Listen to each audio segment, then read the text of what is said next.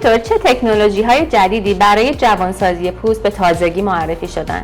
خب ببینید، ما روش‌های در واقع غیر تهاجمی، نیمه تهاجمی و تهاجمی رو تو جلسات قبل ریویو کردیم. بله. روش‌های جدیدی که برای در واقع کند شدن روند پیری در واقع توی دنیا معرفی شدن، لیزرهای فرکشنال هستند و RF های فرکشنال. تفاوت اینها توی عمق نفوذشون هستند.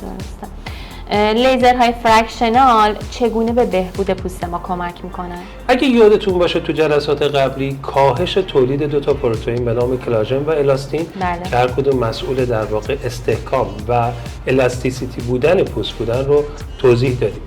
پس هر روشی که به تولید اینها کمک بکنه میتونه باعث جوانسازی بشه. لیزرهای فرکشنال هم فارغ از این قصه باعث ایجاد میکروکانول هایی میشن که باعث تولید کلاژن و الاستین به خاطر اثر گرمایی میشن و فارغ از این اون روند بازسازی سلولی رو یه مقدار تسریع میدن. بنابراین به روند جوانسازی و کند شدن روند پیری کمک میکنه. رادیو فرکانسی فرکشنال ها یا همون RF فرکشنال چطور عمل میکنه؟ ببین، RF های فرکشنال هم در واقع ستون های گرمایی ایجاد میکنن. هر طور که گرما در عمق پوست ایجاد بشه، تولید این پروتئین ها مثل کلاژن و الاستین بیشتر میشن و طبیعتاً جوانسازی و فیرمنس پوست بیشتر خواهد شد. درسته.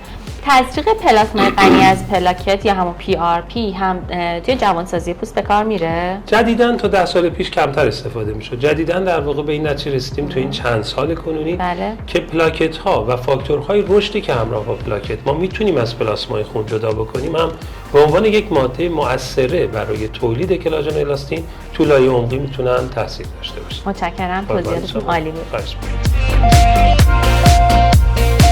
دوره نقاهت کوتاه و عوارض خیلی کم برای جوانسازی پوست در نظر بگیرید. بله.